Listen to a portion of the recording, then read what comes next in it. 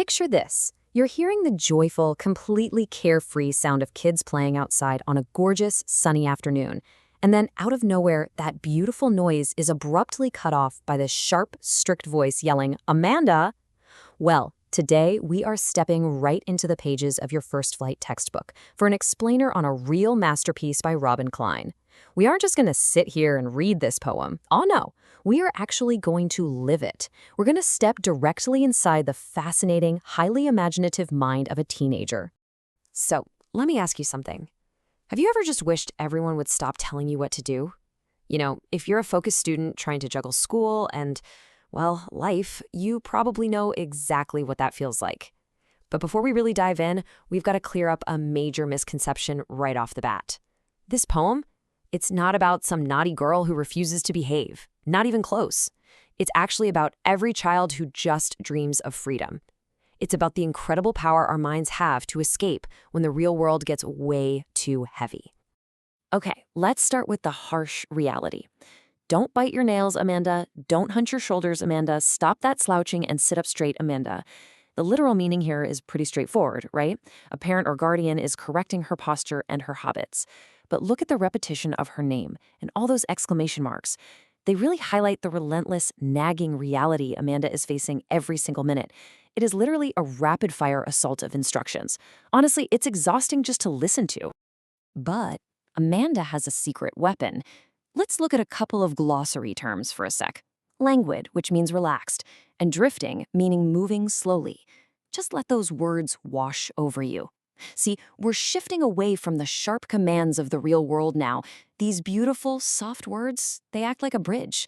They're basically our invitation to step right out of that stressful room and cross over into Amanda's peaceful, hidden imagination.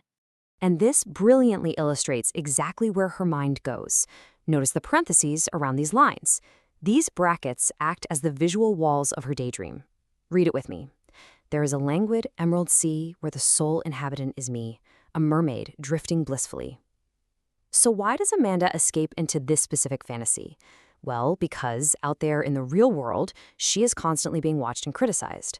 But here, in this cool green ocean, she is the sole inhabitant. She is entirely alone. What she is desperately craving is sukoon, that absolute, undisturbed peace and personal space that only a vast, empty ocean can really provide. Snap back to reality. Did you finish your homework, Amanda? Did you tidy your room, Amanda? I thought I told you to clean your shoes, Amanda. Bam, the dream is instantly shattered. We are right back to that rapid-fire tone of adult demands. This stanza perfectly represents the suffocating weight of school pressure, daily chores, and just endless parental expectations. It's basically a checklist of obligations, where Amanda is being treated way less like a growing person and a lot more like a literal task completion machine. Once again, the pressure just becomes way too much. So we turn to our next glossary word, which is pattern, meaning to make patterns. I want you to define this crucial word slowly in your mind. It's our auditory and visual cue. The instructions are fading away into the background again. That strict voice is becoming muffled. We're about to re-enter Amanda's mind for her second grand escape. This is perhaps the most heartbreaking imagery in the entire poem. I am an orphan roaming the street. I pattern soft dust with my hushed bare feet. The silence is golden, the freedom is sweet. Think about the tragic symbolism going on here. Being an orphan is a devastating reality, right? Yet Amanda's world is so suffocating with constant instructions that she literally imagines herself without parents just to have some peace. She wants to walk barefoot in the dust with absolutely no one to guide her, correct her, or tell her to clean her shoes. To her, that complete silence is golden. But of course, the real world won't let her go. Don't eat that chocolate, Amanda. Remember your acne, Amanda. Will you please look at me when I'm speaking to you, Amanda? So the crucial point here is how this escalates. It's not just about chores anymore, is it?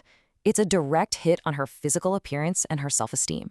Hyper-focusing on adolescent flaws like acne deeply damages a teenager's confidence. And that final line, look at me when I'm speaking to you, man, that is the ultimate high-energy parental demand for absolute submission and attention. Okay, let's take a deep breath of relief together. Our final glossary word is tranquil, meaning calm. Feel the stress of that last stanza just melt away. We are preparing to step into Amanda's ultimate, towering fantasy world. This is her final sanctuary against the noise. And here we see Amanda's brilliant twist on a classic fairy tale. I am Rapunzel, I have not a care. Life in a tower is tranquil and rare. I'll certainly never let down my bright hair. Now, the original Rapunzel let her hair down so a prince could rescue her. But definitely not Amanda. She doesn't want anyone to climb up into her world. No way. She wants to stay isolated in her tranquil tower forever. For her, true independence means total isolation from those nagging voices below. And then we reach the emotional climax. Stop that sulking at once, Amanda. You're always so moody, Amanda. Anyone would think that I nagged at you, Amanda. The irony here is just staggering. The speaker completely lacks self-awareness. Look, Amanda isn't being moody or sulking just to be difficult. She is emotionally exhausted. She's retreated into absolute silence because she has totally given up trying to be heard. And the adult completely mislabels this silent rebellion, totally oblivious to the fact that they are, indeed, constantly nagging. Let's transition into the psychology of daydreaming. We're moving from the narrative of the poem into the actual psychology behind it. I mean, why do teenagers use daydreaming? It's not because they aren't paying attention. It's actually a vital psychological coping mechanism for when reality feels entirely out of their control. We have to separate two very different concepts here: discipline versus excessive control.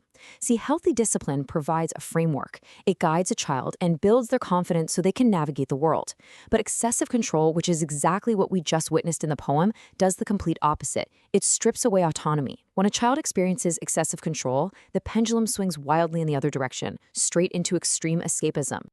Robin Klein didn't just write a poem. She practically held up a mirror to real life.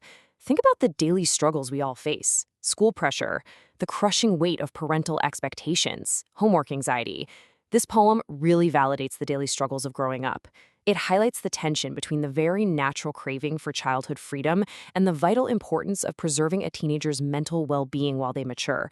You aren't just studying literature here, you're studying the human experience.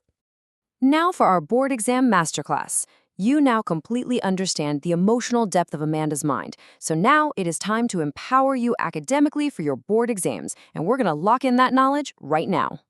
Let's systematically break down these critical literary devices so you can secure those top marks. First up, metaphor. Silence is golden. This equates silence to the highest possible value for a stressed teenager. Second, repetition.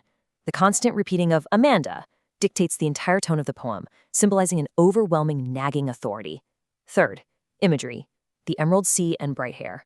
Notice how the poet uses rich, colorful imagery specifically inside the parentheses? The real world is dull and full of chores, but the fantasy world is vivid and totally alive. Okay, let's run through a rapid-fire revision of your top 10 expected board questions. 1. Is Amanda naughty? No, she is seeking freedom. 2. Why the parentheses? They're the visual markers separating her internal daydreams from external reality. 3. Contrast the fantasies. The mermaid wants isolation, the orphan wants freedom, Rapunzel wants independence. 4. What's the central theme? Escapism and mental well-being. 5. What is the tone of the speaker? Nagging and authoritative. 6. What is Amanda's mood? Exhausted and rebellious. 7. Why is silence golden? Because it represents the absolute peace she's deprived of. 8. How is the orphan stanza a paradox? Well, being an orphan is a tragic reality, yet she craves it just to escape control. 9. Remember the irony at the end? Accusing her of acting nagged while literally nagging her. And 10. What is the core message? Every child needs a balance of guidance and freedom. Oh, and a quick vocabulary recap to sprinkle in your answers. Use languid for relaxed, pattern for making shapes in the dust, and tranquil for calm. As we step out of Amanda's mind and back into our own reality, I want you to reflect on the core message Robin Klein leaves us with. Sometimes children don't need more instructions. They simply need someone who listens.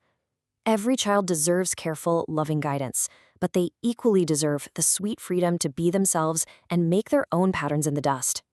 Which brings us to the end of our explainer. Whether you're a student relating to Amanda or someone older guiding the next generation, this poem leaves us all with a pretty serious challenge. Going forward in your own life, will you choose to just give instructions, or will you take the time to truly listen? Keep that in mind and keep learning.